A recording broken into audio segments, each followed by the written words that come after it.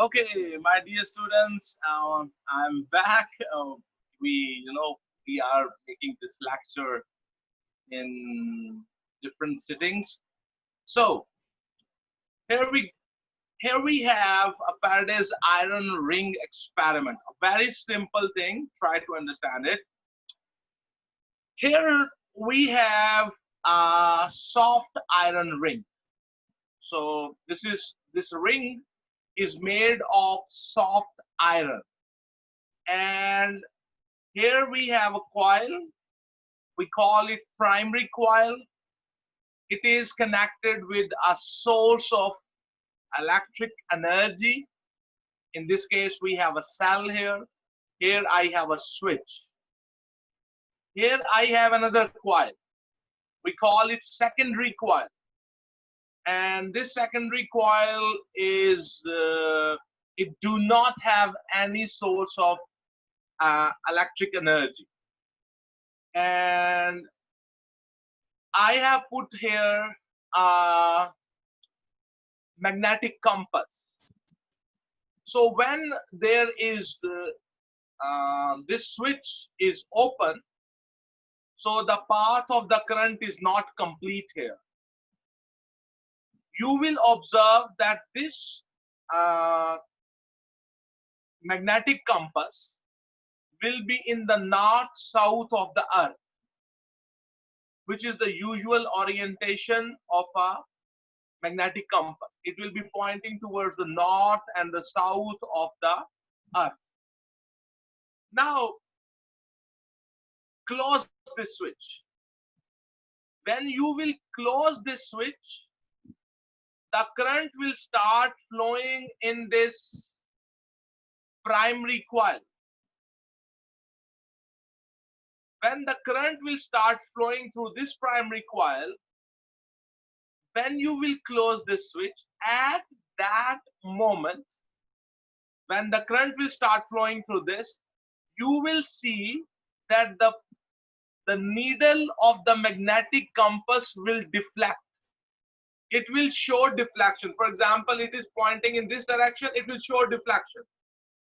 And then it will come back.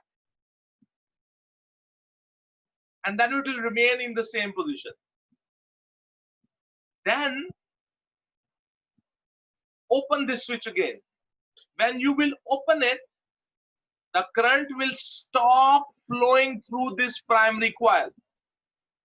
When you will open it, then at that moment, you will observe that this magnetic compass will again deflect. Now it will deflect in the opposite direction. And then it will come back to its original position and it will remain there. So you see what is happening in this experiment. When I close this switch, on that moment, this magnetic compass shows deflection. And then it comes back to its normal position. And when you open it, means you break the path of the current here. This shows deflection in the opposite direction and then again comes back to its normal position. When you close it, it shows deflection and comes back, and when you open it, it shows deflection. So the deflection in this magnetic compass is only shown when you close the switch and when you open the switch. If you keep it closed, it remains its normal position. When you keep it opened, it remains its normal position. But the moment when you close it, it shows deflection, and the moment when you open it, it shows deflection. It means when the current starts flowing in the primary coil, at that moment, here the magnetic field is created. And why the magnetic field is created? And when you open it, the current stops flowing in it. At that moment, this magnetic compass shows deflection. That deflection here shows that here it has magnetic field, which means current is induced here in this coil, the secondary coil. So by the deflection of this magnetic compass, we came to know that when you close the switch, on that moment, for a moment, magnetic field is created here, and then that magnetic field disappears. When you open it, then again magnetic field is created here, and then it disappears. So the magnetic field here is created only at the moment when you close it, the switch here in the primary coil, and when you open it. If you keep it closed or you keep it open, there is no magnetic field here. This is the observation in this Faraday's iron ring experiment. And the reason is, let's come to the reason why this happened. You see, when this is open, so let's start again. When this switch is open, there is no current in this primary coil. So there is no magnetic field around this primary coil. So the moment when you close this switch, the current started flowing in this primary coil. And what happens here, electromagnet is induced. Its magnetic lines, its magnetic flux through this soft iron ring passes through this secondary coil. And you know, because before there was no magnetic lines flowing through this secondary coil, because there was no magnetic flux passing through this secondary coil. But now the magnetic flux is flowing. So you see, in this secondary coil, the magnetic flux has changed. There was no magnetic flux, and now we have magnetic flux passing through this secondary coil. So there is a change in the magnetic flux. And you know, if you have a coil and magnetic flux changes, the magnetic flux passing through that secondary coil, if the magnetic flux changes, EMF is induced in that secondary coil. And due to that induced EMF, here the magnetic field is created around this coil, and this magnetic compass shows deflection. And now, when you keep it closed, the magnetic field created on the primary coil becomes constant. So magnetic lines are flowing through this iron ring.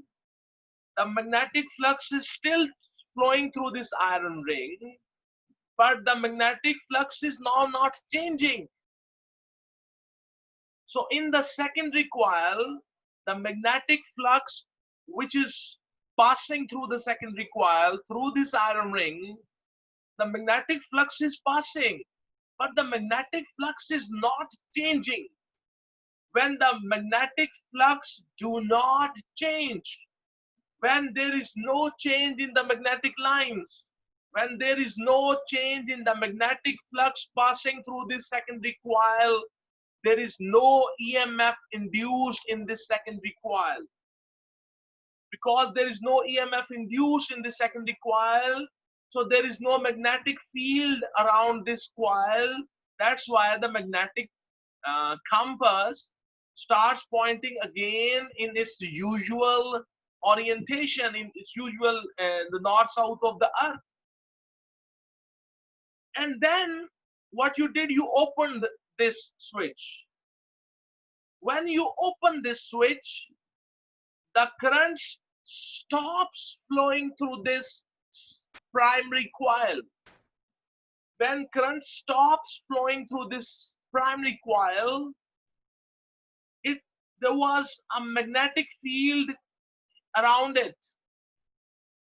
When the current stops flowing through this primary coil, that magnetic field disappeared. So there was magnetic field here. When you opened it, the magnetic field disappeared. So there was magnetic flux or magnetic lines flowing through this iron ring due to this coil. And when you opened it, that magnetic flux stopped flowing here. That magnetic lines disappeared. So you see what happened here. There was magnetic lines flowing through this secondary coil. There was magnetic flux flowing through this secondary coil, but all of a sudden it disappeared. You see, the magnetic flux was flowing through it, and then there was no magnetic flux flowing through it. Magnetic lines were flowing through it, and then there was no, the next moment there was no magnetic lines flowing through it. It means that the magnetic flux has changed. There was magnetic flux, and the next moment there is no magnetic flux. It means that the magnetic flux has changed. When the magnetic flux changes in this secondary coil, EMF is induced. And due to that EMF induced, around this coil, a magnetic field is created. And this compass needle deflects. And after a moment, it again points in the same north-south direction of the earth. You see, only when I close the switch for a moment, on that very moment, this compass needle deflects, and then it do not deflect. When I open it at that moment, this shows deflection. It means when I close it in the secondary coil, EMF is induced for a moment, and when I open it, EMF is induced in this secondary coil. This is called electromagnetic induction. You know, due to the change in the magnetic field of this primary coil, its magnetic flux is through this iron ring is passing through this secondary coil.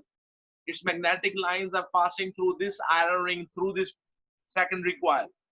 So due to the change in the magnetic flux of this coil, current is induced in this secondary coil. This is called electromagnetic induction. This is Faraday's iron ring experiment. I hope that you have understood it. We will have further discussion on this. Okay, so here we have a detailed slide which is telling what happened in the experiment. When you close the switch, a current passes through the first coil, which I call primary coil, and the iron ring becomes magnetized. Note that the compass in the second coil deflects momentarily and returns immediately to its original position. The deflection of the compass is an indication that an electromotive force was induced, causing current to flow momentarily in the second coil, which I call you the secondary coil. When you open the switch, notice that the compass again deflects momentarily, but in the opposite direction. The closing and opening of the switch causes the magnetic field in the ring to change, to expand and collapse respectively. Faraday discovered that changes in a magnetic field could induce an electromotive force and current in a nearby circuit. The generation of an electromotive force and current by a changing magnetic field is called electromagnetic induction. So this whole thing was explaining the Faraday's iron ring experiment. I hope that you have understood. Okay, here we have again, this is the Faraday's iron ring experiment. Here you see I have a coil A and I call it primary coil, and this coil A is connected with the source of electricity. It's a battery, it's providing DC current. Here we have a switch S, and here this is a soft iron ring. This ring is made of soft iron, and on this side of the soft iron we have coil B, and it does not have any source of electricity. So you see, when I will, this is called the primary coil and this is called the secondary coil. When I will, you know, this magnetic compass is pointing in the north south of the earth, which is the usual orientation of a magnetic compass. So when I will close this switch, when you close this switch, the current starts flowing in this uh, coil, this primary coil. So the current will be coming from this positive and it will be going in this way. And you know, when the current will start flowing here, this coil will become an electromagnet. When this coil will become electromagnet, and I can tell you the direction, I can predict the current is going this way by applying the right hand rule. And these, the curves of my finger are in the direction of the current, so the current is going this way. So this side will become north. When this side will become north and this side will become south, you know, from here the magnetic lines will flow in this direction. Here we will have the magnetic lines flowing in this direction. We call it magnetic flux. You know, this coil, the primary coil, due to the current flowing in, has become electromagnet. And here we have the north pole and here we have the south pole, and the magnetic lines through this iron ring are passing through this secondary coil, and they come here to the south pole. So the magnetic lines are passing through this secondary coil. You know, before a moment ago, there were no magnetic lines passing through this secondary coil. And when you closed here, close this switch, there was no magnetic lines. When you closed it, the magnetic lines started flowing through the secondary coil or coil B. So in the coil B, there was no magnetic lines, and in the next moment, there were magnetic lines. So you see here we have a change in magnetic flux. There were no magnetic lines, and now we have magnetic lines. So there is a change in the magnetic flux. So what will happen here? Current will be induced. Here EMF will be induced, and due to that current, in this conductor, the current will start flowing, and around that conductor, due to the flow of the current, it will have its own magnetic field, and this magnetic compass, when the current will flow in this conductor, this magnetic compass will show a deflection. Okay, so when this is kept closed, the magnetic flux is flowing through coil B, but now the magnetic flux is not changing. When the magnetic flux flowing through coil B, it do not change, and we know that the presence of the magnetic flux do not cause induced EMF in this secondary coil. The change in the magnetic flux cause the induced EMF or induced current. So when you keep it closed, there is no EMF induced in the coil because the magnetic flux flowing through the coil B is now not changing. So what will happen? This compass needle will come back to its original position. It will be oriented in the north-south of the earth. Then you opened it. When you open it, the magnetic poles here, they will disappear. There will be no magnetic north and south here. So there will be no magnetic lines flowing through this ring. So you see what happened here in the coil B. There were magnetic lines flowing through it. There was magnetic flux flowing through the coil B. When you open the switch, those magnetic lines stopped flowing. There were no magnetic lines now flowing through coil B. So there was magnetic flux and then there is no magnetic flux. You see here in the coil B, there was magnetic flux going through the coil B, and then the magnetic flux is not there when you open the switch. So that there is a change in the magnetic field. There is a change in the magnetic flux. There is a change in the magnetic lines which are flowing through the secondary coil or coil B. When there is a change in the magnetic flux flowing through the coil B, EMF will be induced in this coil. Current will be induced in this coil, and that current will flow through this conductor. And when that current will flow through this conductor, it will have its magnetic field, and due to that magnetic field, this compass will show deflection for a moment, and then it will come back to its original position.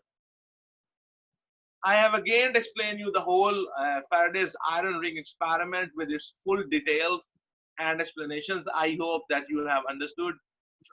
One thing I want to tell you again is that the EMF is induced in this coil B, secondary coil, only when you open this switch for a moment. EMF is induced here. When you close this switch for a moment, EMF is induced here. If you keep it closed, no EMF is induced here. If you keep it opened for a longer time, no EMF is induced here. EMF is induced in the secondary coil only for a moment when you close it, and only for a moment when you open that switch. I hope that you have understood Faraday's iron ring experiment, and you know its understanding and its description, especially to describe that how the EMF is induced in the secondary coil, is very important from the examination point of view. Okay, here we have, it was given in your book, and because you know you have to write this description in your exams, that why the EMF is induced in the coil B. So I thought it's better to have this here.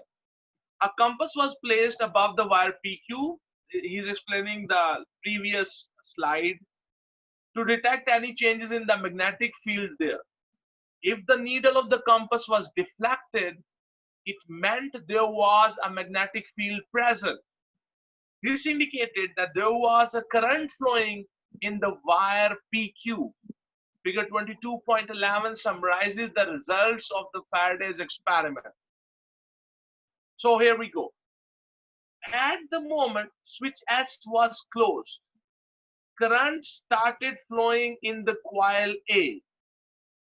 The varying current in coil A created a varying magnetic flux in the iron ring. The number of magnetic field lines linking coil B increased from 0 to maximum. This change in the magnetic flux produced an induced EMF in the coil B, which drove an induced current through the closed circuit and thus through the wire PQ. The magnetic field was produced about the wire PQ. The compass needle was deflected momentarily in one direction when the switch was closed, and momentarily in the other direction when the switch was open. And let's see what happened when you opened the switch. At the moment switch S was open, current stopped flowing in the coil A. The varying current in coil A created a varying magnetic flux in the iron ring. The number of magnetic field lines linking coil B decreased from maximum to zero. This change in magnetic flux induced EMF in the coil B, which drove an induced current through the closed circuit and thus through the wire PQ. A magnetic field was produced about the wire PQ. The compass needle was deflected momentarily in one direction when the switch was closed and momentarily in other direction when the switch was open. You know, these wordings, these academic wordings of explaining that why there is an induced EMF in the coil B, we call coil B secondary coil, we call coil A primary coil. So why there was an induced EMF in the secondary coil or coil B, why there was a deflection in the compass which was placed on a conductor in the secondary coil. So in your exam, you have to write these words. That's why it's very important. That's why I put it here. So I hope that you have understood Faraday's iron ring experiment. So here we go. You must have seen this diagram. I mean, this is called transformer. And in your streets, on your roads, you must have seen this. And this is called the transformer.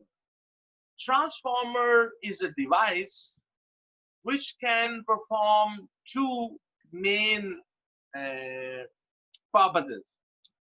It has a primary coil and a secondary coil.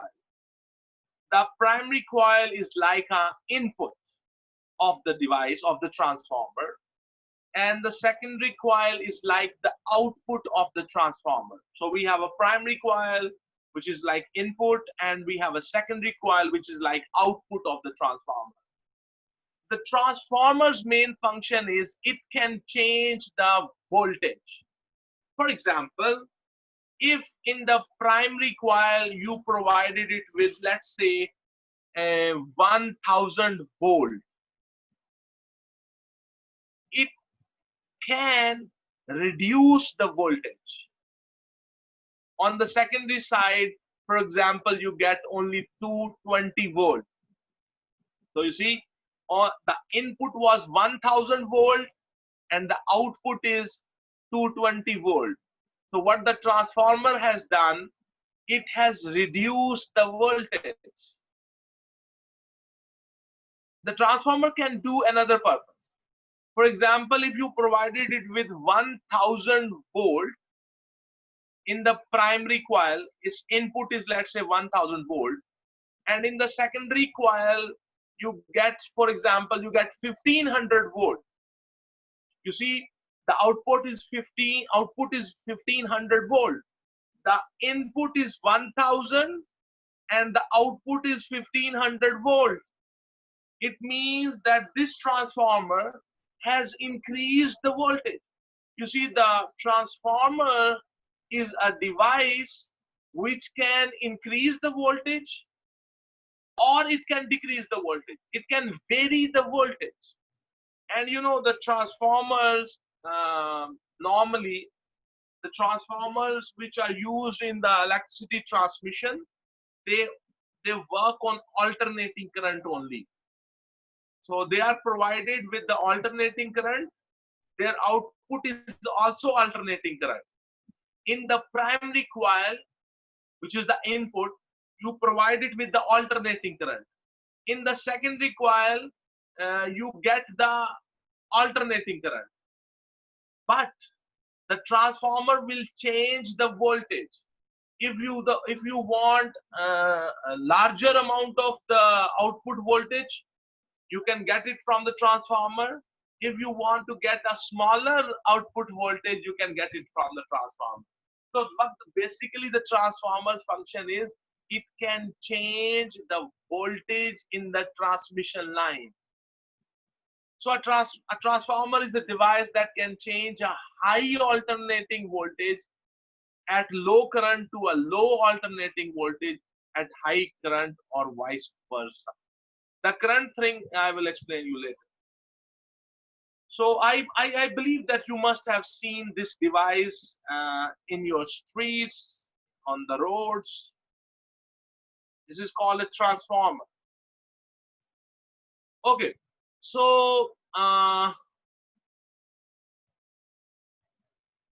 the transformers are used, they are used in two places: electric power transmission from power stations to households and industries, and they are also used in electrical appliances. For example, if you open your computer, you will find this shaped transformer. In our Pakistan, we call it supply. This is a transformer. What it do, it converts the high voltage into low voltage. Okay, so it is used in electric appliances also. And this kind of transformer you might have seen if you have ever visited a grid station outside your town or your city. For example, if we are living in Sargodha, Pakistan. On when you go out of Sargodha towards Lahore or towards Faisalabad, or if you go out of Sargodha towards Chang, you will find their grid stations of Wafda, and you will find their big transformers there like this. So the transformers are used in the power transmission, electricity power transmission, and they are also found in the electric appliances. Here we have a very simple diagram of a transformer. Here we have a very simple diagram of a transformer. Transformer has a basic structure. These are made of the soft iron. Here we have a rectangular frame, and these are layers, and they are joined together.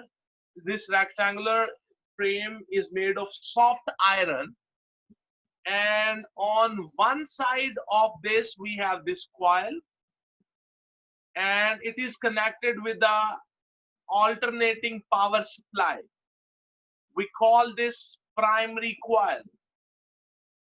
In the primary coil is like the input of the transformer, and it is always connected with the alternating current. Okay, here we have a secondary coil, and this secondary coil do not have any source of electricity. It do not have any source of electric power. This is the output side of the transformer. This is called the secondary coil. You know what happened? In this primary coil, the current is flowing. The current is alternating current. So the direction of this current in this coil is, because it's alternating, it's changing. For example, in one moment, the current will be flowing in this direction.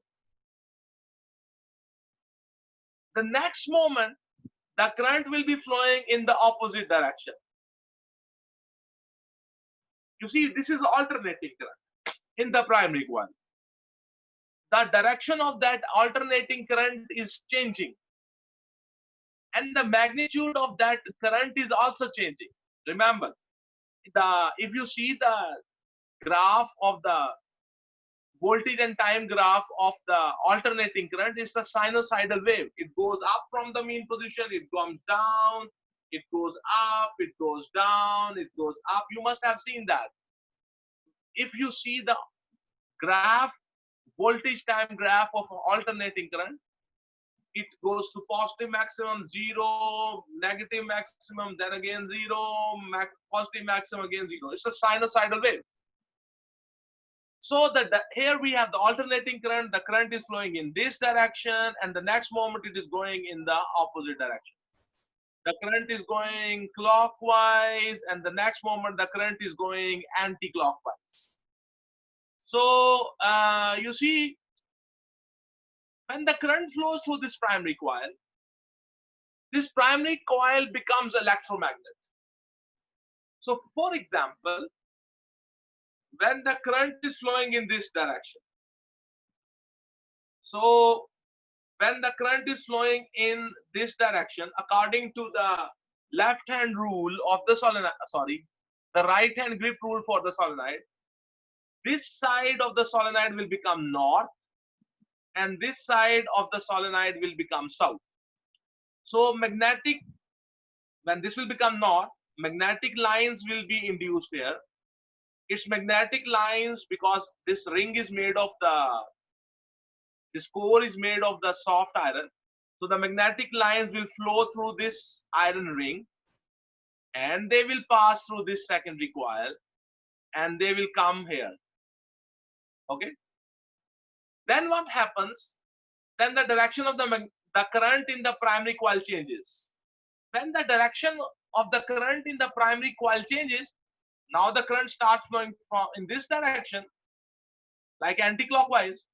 So this side will become, this coil will become electromagnet. But now here I will have the north pole and here I will have the south pole, according to the right hand grip rule of the solenoid. So from here, the magnetic lines will flow in this direction. They will pass through this secondary coil and they will come here. You see what is happening here? Due to this alternating current here, the magnetic polarity of this primary coil is changing. We have north here, south here. Then the next moment we have north here and the south here. When the north is here, the magnetic flux of this primary coil through this iron core is going in this direction. It's flowing in, you can say, anti-clockwise. And the next moment, when this side becomes north and this becomes south, the magnetic lines flow in this iron core in the clockwise direction. So the magnetic flux which is passing through this coil, it is in one moment anti-clockwise, the next moment it is clockwise. So the magnetic lines, the magnetic flux which is passing through this secondary coil is continuously changing. Its direction is changing and its magnitude is also changing. So you know the magnetic flux which is passing through this secondary coil, it is changing, and we know that when in a coil, in this secondary coil, the magnetic flux or magnetic lines which are passing through this secondary coil, if they will change, if the magnetic flux will change, the EMF will be induced here, current will be induced here, and that current will pass through this load. And you know, in this secondary side, the current induced will be also alternating, because when the current, when the magnetic flux will be flowing in this way, the current will have a different direction. When the magnetic flux will be flowing in this way, the current here will have a different direction. You see, due to this alternating current in the primary coil, alternating current is induced, alternating EMF is induced in the secondary coil. You know, another very important thing which you should remember, that this iron core is made of iron. It allows the magnetic lines to flow through it. But the electricity which is in these wires are not exposed. These wires are laminated. These wires are not electrically connected to this iron ring, this iron core. The current which is in the primary coil, that current cannot leak out to this iron core. This wire is not naked. It is not exposed. It has a lamination on it. It has an insulation on it. So this current is not going into this iron core or coming into the secondary coil. No, the current is not coming here. In the same way, the current which is induced here, this this wire, the wire of the secondary coil is also not naked. It is not exposed. It is not electrically connected with the iron core. It has a lamination on it. It has an insulation on it. So the never, never, never in your explanations, never say that the current from the primary coil through the iron core came into the secondary coil. The current do not come from the primary coil to the secondary coil. These wires are electrically insulated. Only the magnetic flux of the primary coil through this iron core is passing through this secondary coil. I hope that you have understood.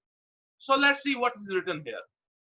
So the two coils, the primary coil and the secondary coil, are wound around a laminated soft iron core. This iron core is also laminated. Each coil has a certain number of turns. You see, I can count the turns there: 1 turn, 2 turn, 3, 4, 5, 6, 7. So there are 7 turns. So these are called a turn. So here we have a certain number of turns in the primary. We represent it with the NP. Here we have a certain number of turns on the secondary. We call it NS. The voltage which you provided in the primary side, the input voltage, we call it the VP, the voltage in the primary. The voltage which is induced on the secondary side, the output voltage, that we represent with the VS. Each coil has a certain number of turns. The laminated soft iron core comprises thin sheets of soft iron. These sheets are insulated from one another by cores of lacquer. Soft iron is used because it is easily magnetized and demagnetized. This ensures better magnetic flux linkage between the two coils. The laminations reduces heat loss. So I hope that you have understood the basic structure and the operation of the transformer. So the primary coil, so again here we have some description. The primary coil is connected to an alternating voltage, the input voltage, which is represented with the VP. A varying magnetic field is set up in the laminated soft iron core. The EMF Vs is induced in the secondary coil. This voltage is called the output voltage. Since the circuit is closed, a current is also induced in the coil. So in this diagram, you can see the primary side. When the current flows here, a magnetic flux passes through this iron core, and due to this changing magnetic, flux, EMF is induced in this secondary coil. Okay. So, here you have, this is the primary side of the transformer. The number of turns on the primary side, they are represented with the NP. The voltage which you have provided with in the primary coil is called VP. The current which is flowing in the primary coil is called IP. The voltage which is induced in the secondary coil is called VS. And the current which is induced in the secondary coil is represented with the IS. And the number of turns on the secondary side, you can count this number of turns in the secondary coil. They are represented with NS.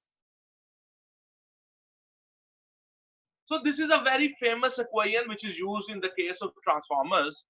Vs divided by Vp is equals to Ns divided by Np.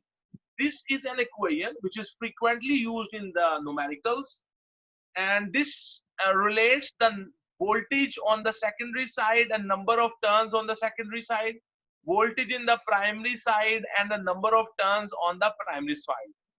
So Vs divided by Vp is equals to Ns divided by Np. Don't forget this formula. If you put Vs in the numerator on the left side the NS should be on the numerator on the right side, and the VP, if it is in the denominator on the left side, the NP should be in the denominator on the right side. If you put VP on the numerator here, then the NP should be in the numerator here. Okay, so don't forget this thing. Don't forget this. This is called the turn ratio. Remember this. In some numericals, they will tell you the turn ratio. Turn ratio means the number of the turns in the secondary divided by the number of turns in the primary. Don't forget this definition. This is the ratio of the number of turns in the secondary divided by the number of turns in the primary. This is called the turn ratio, NS divided by NP. In the ideal transformer, there is no energy loss, there is no power loss. In an ideal transformer, and we are studying ideal transformer.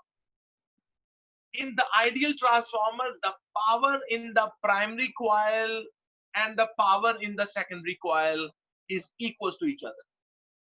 And you know the power is IV, the product of current and voltage. So the power in the primary side will be IPVP equals to ISVS. IPVP equals to ISVS. Don't forget these formulas. Okay, they are very, very important. If when we will be practicing the papers or we will be doing questions, you will see that these equations are very, very, very important. Okay. So power in the primary is equals to the power in the secondary, IPVP equals to ISVS. And don't forget this, VS by VP is equal to NS by NP. Okay. The transformers are basically of two kinds. We have step up transformers and we have step down transformers. So let's first think about the step up transformer. In the step up transformer, on the primary side, the number of turns of the wire are less. The number of turns on the secondary side are more. So there is a difference of number of turns of the coil on the primary side and on the secondary side. In the step up transformer, the number of turns on the secondary side are more as compared to the number of turns in the primary side, in the primary coil. The input voltage is less and the output voltage is more. For example, if you provided it, let's say you provided with 20 kilovolt in the primary and the output voltage is, let's say, 220 volt, 220 kilovolt. So you see, step up transformer, the voltage on the secondary side is more as compared to the voltage on the primary side. That is the function of the step up transformer. It increases the voltage. And you know, for example, if you provided it with the 6 volts, for example, if you provided the primary side with 6 volt and on the secondary side you will get 110 volt. You see, it step up the voltage. It increase the voltage. The output voltage will be more. That is called a step up transformer. And remember another thing. Then the step up transformer will increase the voltage. You see here in the secondary side, if you get higher voltage as compared to the voltage in the primary side, the current will have opposite effect. The current in the secondary will be less than the current in the primary. It's a step up transformer. Its basic function is to increase the voltage.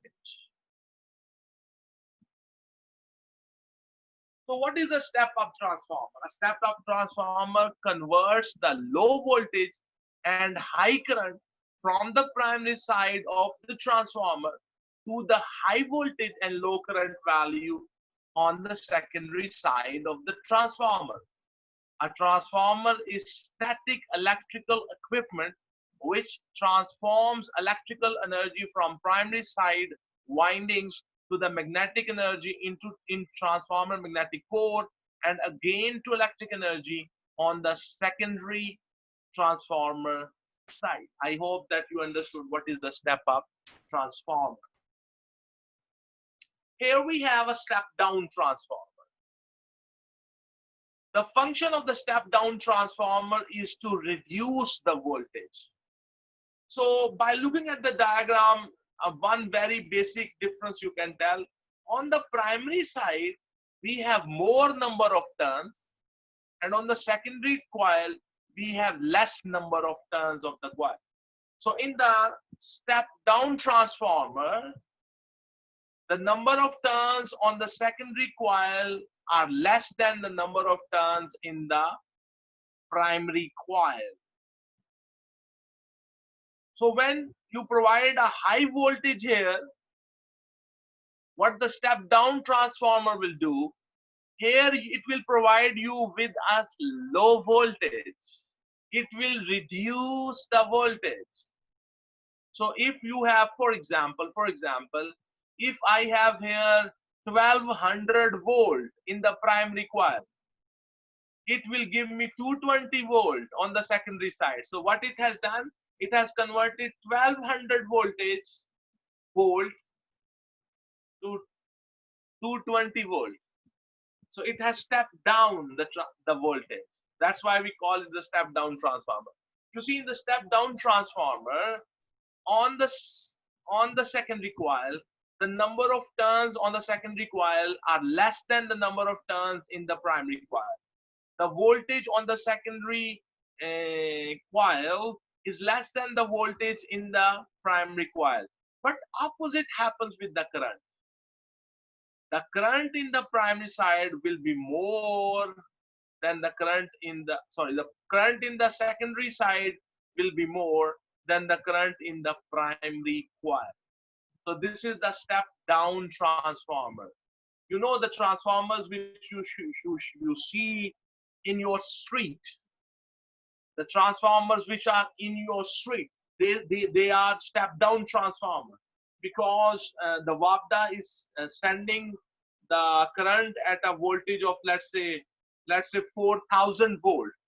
But before the voltage come into your home, it should be on 220 volt. So what that transformer in your street will do, it will convert that 4000 volt into 220 volt, and then it will send the current to your home. So the transformers which you normally see in your street, they are step down transformers. They reduce the voltage. The primary side, it has let's say 4000 volt, but the secondary side, it has only 220 volt. It's a step down transformer in your street. So what is the step down transformer? A step down transformer converts high voltage and low current from the primary side of the transformer to the low voltage and high current value on the secondary side of the transformer. A transformer is a type of static electric equipment that transforms electric energy from primary side windings to magnetic energy in transformer magnetic core, and again to electrical energy on the secondary transformer side. I hope you have understood step down, step up transformer. So here we have a little comparison of the step up transformer and the step down transformer. In the step up transformer, the number of turns of the coil in the secondary are more than the number of turns in the primary. In the step down transformer, the number of turns in the secondary are less than the number of turns in the primary. In the step up transformer, the voltage in the secondary side is more than the voltage in the primary side. In the step down transformer, the voltage on the secondary side is less than the voltage in the primary side. In the step up transformer, the current on the secondary side is less than the current in the primary side. In the step down transformer, the current in the secondary side is more than the current in the primary coil. So it's a little comparison between the step up transformer and the step down transformer. You see, whenever the current is flowing in the transmission lines, you see these are transmission lines which are bringing the electricity to your hometown from the power stations, the electric lines, the transmission lines which are bringing the electricity from the grid stations to your homes. In those transmission lines, when current flows through those transmission lines, those wires, they have resistance. And when current flows through them, and when current overcomes that resistance, the electric energy is converted into heat. And that heat is given, is emitted, and it goes into the atmosphere. So you see, electric energy in those transmission lines is converted into heat and is lost to the surrounding. It's a loss of energy. It's a loss of electric power. If we can, by some magic, we can reduce the conversion of electric energy into heat energy, which is loss of electric energy, we will look into ways how you can reduce that power loss, that energy loss. We have Joule's law, and Joule's laws, we have an equation where it tells me the power which is lost in the transmission line. The power loss is equal to I square R. The power which is lost in the transmission lines when the current flows through them and the electric energy converts into heat energy, that is a loss of electric energy. So the power loss in the transmission line is given by Joule's law, and the formula is power loss is equal to I square R. So the power loss is directly proportional to the square of the current, and it is directly proportional to the resistance of those transmission lines. So how we can reduce that power loss? How you can reduce that energy, electric energy loss? We call it line losses. How you can reduce it? If you look at this formula, the power loss is depending on two things: resistance of that transmission line and the current flowing through that transmission line. So let's first talk about the resistance of that transmission line. We can reduce the resistance of that transmission line by two methods. One method is that change the material. For example, if that material is aluminium wires, change those aluminium wires with copper wires. If you will change the material, you will use a better conductor, like you use instead of aluminium, use copper wires.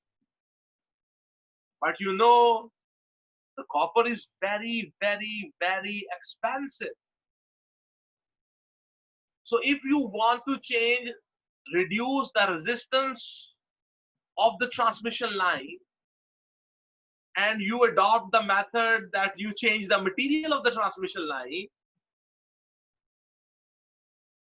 for example, from aluminium, you convert it into aluminium, from aluminium, you change it to copper wires, it will be very, very, very expensive. So you cannot do this. Another way of reducing the resistance of the transmission line is increase the diameter of those wires. make them thick. If their diameter will be larger, you will use thicker wires. They will have less resistance. But the problem is when you use thicker wires, they use larger amount of material. It becomes expensive. Plus, the pylons, the pylons are those big towers which are holding those transmission lines. You must have seen the pylons, the big electric poles. The pylons, for example, if we talk about Pakistan, and you have already transmission lines from Tarbela Dam to Sargodha, is some kind of 500-kilometer distance, and you have put pylons. And now if you have your engineers tell you that, okay, we are going to increase the thickness of those transmission lines, you will have to change the pylons also, because those thicker wires will be more heavier. To support those heavier wires, you will require stronger pylons. You see, to make the transmission lines thicker is also very, very, very, very expensive. So to reduce the resistance of the transmission lines, it's very expensive. Here we have another factor here. You can see there the current in the transmission lines. If we reduce the current flowing in the transmission lines, the power loss will also reduce. Power loss is directly proportional to square of the current. So we should think about some method in which the current flowing in the transmission line could be reduced, and nothing else has to be changed, and the power loss will reduce. For reducing the current, we can use transformers. So for that purpose, what we do, we use step up transformer. So wherever, let me move to the next slide. So here you see, here we have a power station. So on the power station, when the electric energy is produced, when the current is produced, and for example, this is Tarbela Dam, and for example, this is Sargodha, the consumer, our home. From here, when you send the electricity into the transmission cables, transmission lines, you use a step-up transformer. You can see this is the electric symbol for the transformer. On the primary coil, we have less turns. On the secondary coil, we have more turns. So it's a step-up transformer. So what will happen? This step-up transformer on the power station will increase the voltage. And we learned when on the secondary side, the voltage will be higher, but the current will be less. So from here, on the power station, we use a step-up transformer. So what the step-up transformer do? It increase the voltage, but it reduce the amount of current. So when the current amount will decrease, according to the Joule's law, P is equal to I square R, when the I will reduce, the power loss in the transmission cables will also reduce. And when the electricity comes near your home, we have step down transformer. So it will reduce the voltage and the current will increase. So near our homes, we have step down transformer, and at the power station, we have step up transformers. So why we use step up transformer on the power station? So before sending the electricity in the transmission cables, what we do, we use a stepped up transformer. It increases the voltage to very high value, but it reduces the current. When the current value reduces, the power loss in the transmission lines also reduces. I hope that you have understood this. So here are the key ideas which we have learned till now about the transformer. A transformer is a device that changes a high alternating voltage at low current to a low alternating voltage at high current, or vice versa. The following equation can be used to calculate the voltage Vs by Vp equals to Ns by Np. A transformer is an application of electromagnetic induction. It consists of two coils wound around a soft iron core. For an ideal 100% efficient transformer, VPIP equals to VSIS. Electricity is transmitted at high voltages to reduce the power loss. My dear students, I hope that you have understood the transformer.